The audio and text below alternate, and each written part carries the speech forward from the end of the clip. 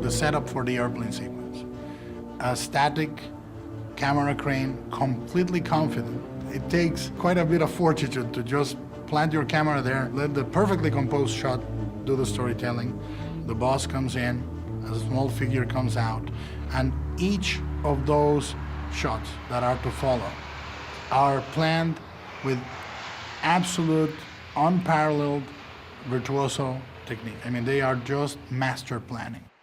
The sequence that follows is approximately 6 minutes long with almost no dialogue. Every shot, every cut in that sequence feels premeditated. Hitchcock gets us into Thornhill's skin by using POV shots as Thornhill looks around, sizing up the situation. Here you have the big city man, the cosmopolitan man, all alone in the middle of nowhere, everything that makes him feel safe and confident stripped away.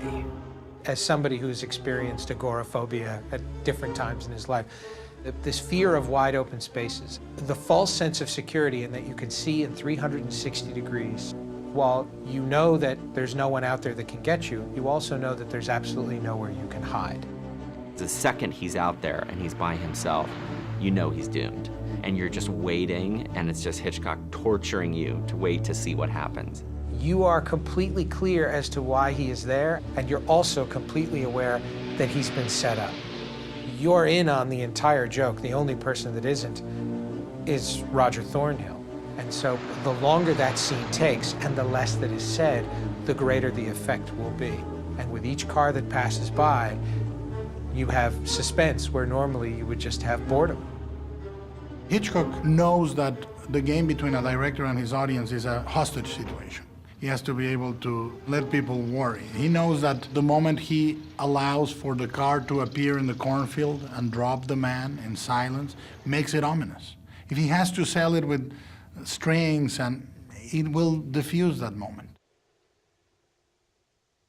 I love silent movies and silent scenes and silent sequences. And I think if you can tell a story and make people feel a specific way without having to use dialogue, that's the magic of movies. What follows for the next several minutes is though Hitchcock put all of his cards on the table and said, you know, I can shoot a pursuit sequence without any of the things that you, the audience, are used to in a pursuit sequence. It's not done in the dark. It's not done with shadows. It's not done with mysterious people following him. It's done in broad daylight, with everything exposed. On the surface, it's ridiculous. Why would they lure Cary Grant out to the middle of nowhere in order to shoot him from an airplane? And yet, it feels right. Hitchcock doesn't ask why they would send a man to a cornfield to be killed by an airplane. What Hitchcock does is say, well, if you were there, how would you act? And what would happen in those circumstances?